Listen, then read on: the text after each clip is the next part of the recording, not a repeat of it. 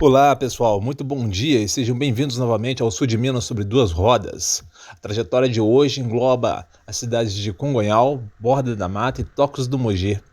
Se é a sua primeira vez aqui no canal, não fique panguando não. Já se inscreve aí, já deixa aquele like maroto. Não esquece de apertar o sininho para estar sempre recebendo notificações nossas toda vez que um conteúdo novo aparecer, beleza?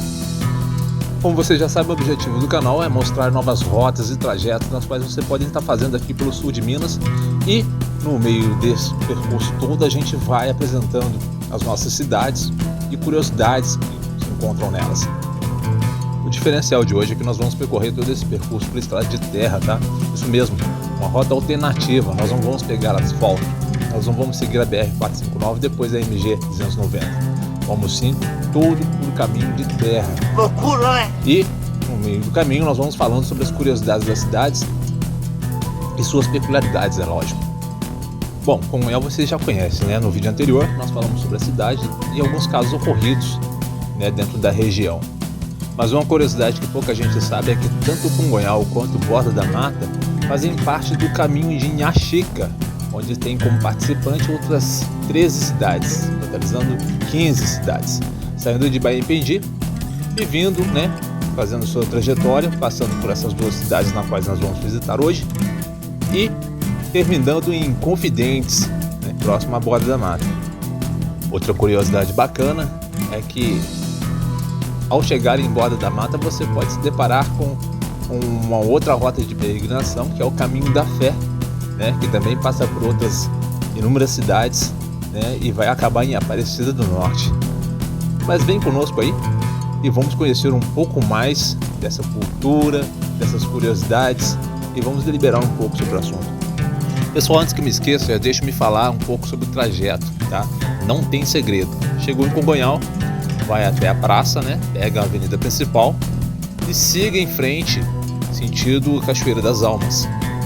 Né? Lá vai ter uma sinalização, né? Você vai seguir sempre a via principal, reto toda a vida, ok? Uma curiosidade bacana também é que em Borda o processo será o mesmo, o que facilita bastante o que já passou a ser uma rota turística. Por falar em rota, galera, já podem se preparar para se deparar com muito verde, muita paisagem bonita. Para quem gosta de área serrana, isso aqui é um prato cheio, tá? Quando puderem, venham para cá, se deliciem, aproveitem bastante o passeio. Bom, e uma vez que a gente está fazendo esse trajeto, nada mais justo do que falar um pouco sobre a dona dele, né? Inhaxica. Inhaxica foi uma jovem menina que em 1818, com apenas 10 anos de idade, se tornou órfã com o falecimento de sua mãe, deixando-a aos cuidados de Deus e da Virgem Maria. As duas crianças, Francisca de Paula de Jesus, com 10 anos, e seu irmão com 12. Sozinhos no mundo, eles cresceram sob os cuidados e a proteção de Nossa Senhora, que pouco a pouco foi conquistando o coração de Inhaxica, que chamava carinhosamente de Minha Sinhá, que quer dizer Minha Senhora, a qual nada fazia sem primeiro consultá-la. Inhaxica soube administrar muito bem e fazer prosperar a herança espiritual que recebera da mãe, mas nunca se casou, rejeitou com liberdade todas as propostas de casamentos que lhe apareceram, foi toda do Senhor. Se dava bem com os pobres, ricos e com os mais necessitados. Atendia a todos que a procuravam, sem discriminar ninguém. E para todos tinha uma palavra de conforto, um conselho ou uma promessa de oração. Ainda muito jovem, era procurada para dar conselhos, fazer orações e dar sugestões para as pessoas que lidavam com negócios. Muitos não tomavam decisões sem primeiro consultá-la, e para tantas pessoas ela era considerada uma santa. Todavia, em resposta para quem quis saber quem ela realmente era, respondeu com tranquilidade: é porque eu rezo com fé. Sua fama de santidade foi se espalhando de tal modo que pessoas de muito longe começaram a visitar Baependi para conhecê-la, conversar com ela, falar-lhe sobre suas dores e necessidades, sobretudo para pedir-lhe orações. A todos atendia com a mesma paciência e dedicação, mas nas sextas-feiras não atendia ninguém. Era o dia que ela lavava as próprias roupas e se dedicava mais à oração e à penitência. Isso porque sexta-feira é o dia que se recorda a paixão e a morte de nosso Senhor Jesus Cristo para a salvação de todos nós. Às 3 horas da tarde, intensificava suas orações e mantinha uma particular veneração à Virgem da Conceição, com a qual tratava familiarmente como uma amiga. Inhaxica era analfabeta pois não aprendera a ler nem escrever. Desejava somente ler as escrituras sagradas, mas alguém as lia para ela e a fazia feliz. Compôs uma novena a Nossa Senhora da Conceição e, em sua honra, construiu ao lado de sua casa uma igrejinha, onde venerava uma pequena imagem de Nossa Senhora da Conceição, que era de sua mãe, e diante da qual rezava piedosamente para todos aqueles que a ela se recomendavam. Essa imagem ainda hoje se encontra na sala da casinha onde ela viveu sobre o altar da antiga capela. Em 1954, a igreja Inha Chica foi confiada à Congregação das Irmãs Franciscanas do Senhor. Desde então, teve início, bem ao lado da igreja, uma obra de assistência social para crianças necessitadas que vem sendo mantida por benfeitores devotos de Inha Chica. Hoje, o INC, Instituto Inha Chica, acolhe mais de 150 crianças entre meninos e meninas. A igreja Inha Chica, depois de ter passado por algumas reformas, é hoje o santuário de Nossa Senhora da Conceição, que acolhe peregrinos de todo o Brasil e de diversas partes do mundo. Muitos fiéis que visitam o lugar pedem graças e oram com fé. Tantos voltam para agradecer e registram suas graças recebidas. Atualmente, no registro de graças do santuário, podem-se ler aproximadamente 20 mil graças alcançadas por intercessão de Inha Chica. Inha Chica morreu no dia 14 de junho de 1895, estando com 87 anos de idade, mas foi sepultada somente no dia 18, no interior da capela por ela construída. As pessoas que ali estiveram sentiram exalar-se de seu corpo um misterioso perfume de rosas durante os 4 dias de seu velório. Tal perfume foi novamente sentido no dia 18 de junho de 1998, 103 anos depois, por autoridades eclesiásticas e por membros do tribunal eclesiástico por causa da beatificação de Inha Chica, e também pelos pedreiros por ocasião de exumação de seu corpo. Os restos mortais da venerável se encontram hoje no mesmo lugar, no interior do Santuário de Nossa Senhora da Conceição, em Baipendi, protegidos por uma urna de acrílico colocada no interior de uma outra de granito, onde são venerados pelos fiéis. Lembrando que Inha Chica, que agora detém o título de beata, tem a sua data de celebração como o dia 14 de junho, e ela também está em processo de canonização. A beatificação de Inha Chica ocorreu no dia 4 de maio de 2013, onde completou 10 anos em 2023. A cidade de Baipendi, na época, recebeu devotos de todo o mundo para ver a primeira negra e filha de escrava se tornar beata no país. O processo durou aproximadamente 20 anos, onde em 1989 uma comissão foi montada em prol da beatificação de Inha Chica e em 1991 o Vaticano concedeu à religiosa o título de serva de Deus, porém só em 2013 ela foi beatificada. Caso você esteja meio perdido frente às minhas palavras, funciona mais ou menos assim.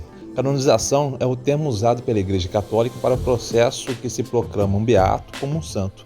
Trata-se de um processo que inclui diversas fases que vão desde a investigação da vida do candidato a santo até a constatação de milagres realizados por sua intercessão. Basicamente, é preciso solicitar a abertura da causa, nomear o responsável e acompanhar o processo, investigar a fama de santidade do candidato, comprovar o milagre realizado após a morte do candidato a santo, beatificar o candidato, que a Inha Chica já tem, comprovar um segundo milagre, porém desta vez após a beatificação, para enfim proclamar o candidato santo, que é a canonização propriamente dita.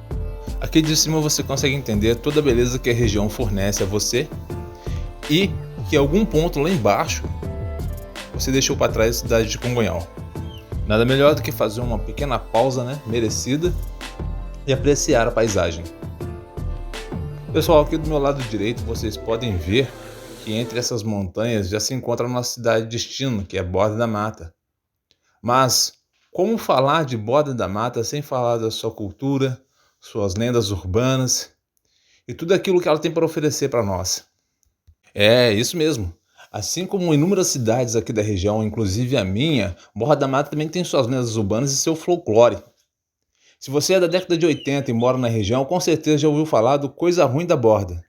Pois é, eu vivi a minha infância ouvindo isso e na minha cidade virou até sinônimo de xingamento.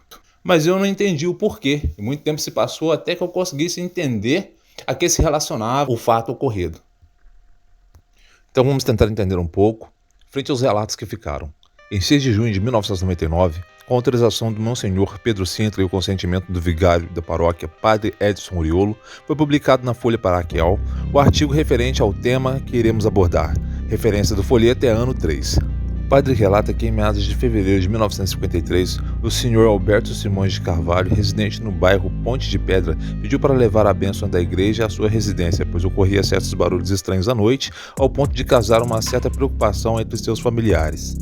Atendendo ao pedido, o padre foi até a residência, benzeu e fez um exercício breve no ritual romano. Notou também que a família tinha um certo afastamento dos deveres religiosos, tais como comunhão, crisma e o ato de comungar, entre outros costumes da igreja. E após muita orientação e conselho, o padre lhes deu a comunhão. Porém, em posterior, foi informado que naquela noite o barulho aumentou e o fenômeno continuou a repetir-se quase diariamente. Por ocasião da Semana Santa, quando a família se movimentou para cumprir o dever da comunhão pascual, como havia sido aconselhado, o caso tomou outro caráter. Surgiu também uma voz estranha na casa do Sr. Alberto, juntamente com o estrondo dos ouvidos à distância. A voz falava o nome de pessoas da casa, do bairro, como se estivesse comandando um animado baile, e ao mesmo tempo que se ouvia o tropel de gente a dançar. Falava palavrões e dizia chamar Chiquinho. A voz era muitas vezes ouvida durante o dia nas cercanias da casa por pessoas da família e por camaradas em trabalho. A jovem Natalina, de 14 anos, filha do Sr. Alberto, achando-se só, certo dia na cozinha da casa a preparar o almoço, viu um pretinho que, saindo de um dos quartos, passou por ela cumprimentando-o com um cínico bom dia, desaparecendo em seguida. Assustada, alarmou chamando pelos pais que se achavam em afazeres perto da residência, mas nada puderam ver.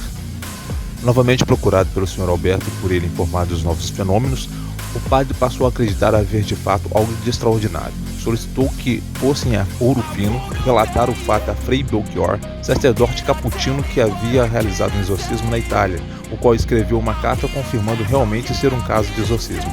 Tendo que viajar por mais de uma semana, o padre pediu ao Frei Belchior que assumisse a responsabilidade do caso.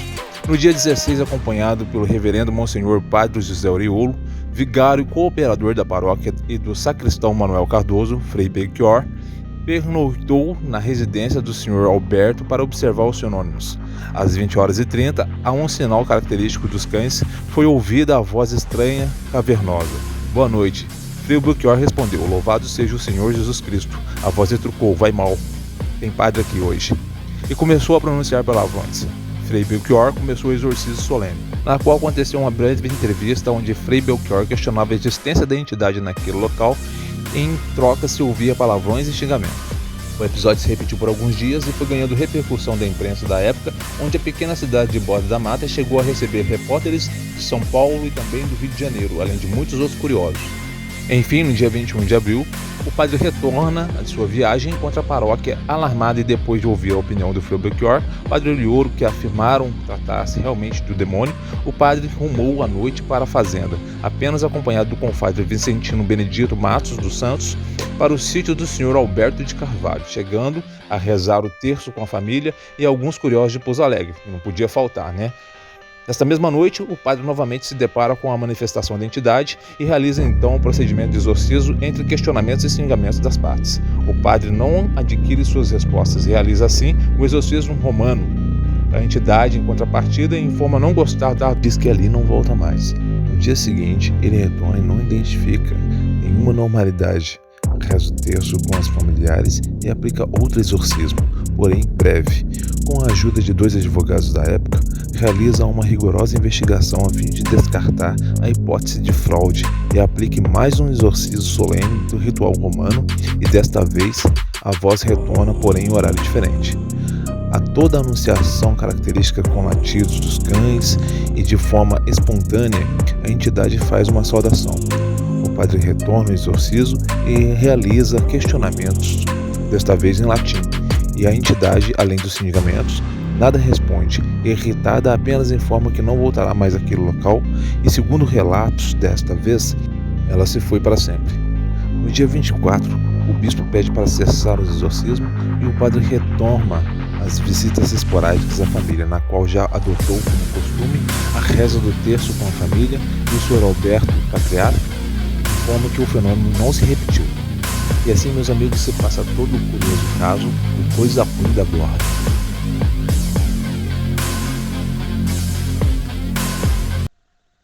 E enfim chegamos, Borda da Mata, terra do pijama. a qual tem, segundo o IBGE, uma população habitacional estimada em 19.412 pessoas. Sua extensão territorial aproxima os 300 km². Borda da Mata produz cerca de 900 toneladas de cafés por ano. O município tem participação expressiva no cultivo de milho, feijão, arroz, mandioca e batata. Na pecuária, destaca-se a criação de gado de corte. Integrando o círculo turístico das margens do sul de Minas, a cidade se destaca pela produção de pijamas e tecelagens, as quais são conhecidas em todo o país, atraindo turistas para compras e movimentam o comércio local. A cidade também está inserida na Rota do Caminho da Fé, nas quais fiéis percorrem a pé quase 500 quilômetros, desde Água da Prata de São Paulo até Aparecida do Norte, também São Paulo, atravessando a Serra da Mantiqueira por estradas vicinais, trilhas, bosques e asfaltos por mais de 15 cidades. Nossa Senhora do Carmo é a padroeira do município. Em 2005, a Igreja Matriz foi elevada à Basílica pelo Papa Bento XVI, razões pelas quais Borda da Mata recebe peregrinos e visitantes atraídos pela fé. A emancipação política do município aconteceu em 16 de novembro de 1924. No entanto, a festa de aniversário da cidade é comemorada em 16 de julho. Borda possui quase 200 empresas no setor têxtil. O pijama, que é o produto mais famoso da cidade, pode ser encontrado nas margens da rodovia MG 290.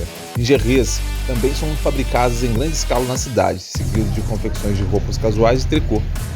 Milhares de peregrinos visitam Borda da Mata todos os anos, isso porque a cidade está inserida em 3 rotas de peregrinação. O Caminho de Inhaxica e o Caminho da Fé são um deles na quais já citamos, porém possui também o Caminho da Prece. O Caminho da Fé passa por Borda e Tocos do Mogi. Todo o caminho é demarcado com pinturas e placas de indicação para que não corramos riscos de nos perder e sair fora da rota. Próxima à divisa dos municípios no alto da serra, podemos encontrar uma linda capela no formato de Nossa Senhora, a qual foi nomeada como Porteira do Céu. Aqui também há uma vista muito linda para se apreciar. Na descida da serra, já dentro do município de Tocos, há uma outra capela para visitantes e peregrinos, onde poderão reforçar sua fé, descansar, e também uma lanchonete do lado para aqueles que precisam repor suas energias e se hidratar. Tocos do Mogi, apesar de pequena, é uma cidade pacata e acolhedora. Originou-se em 1845 e se destaca por abrigar 115 km de extensão em área verde e montanhas que alcançam 600 metros de altitude. Muitas cachoeiras e uma visão panorâmica deslumbrante de seus pontos mais altos. Segundo o último censo, a cidade possui uma taxa populacional de aproximadamente 4.500 habitantes. Tocos galgou de distrito a município, sendo inicialmente considerado distrito rural de Pouso Alegre, vindo a pertencer à Borda da Mata até ganhar sua emancipação e ser considerado município em 1996.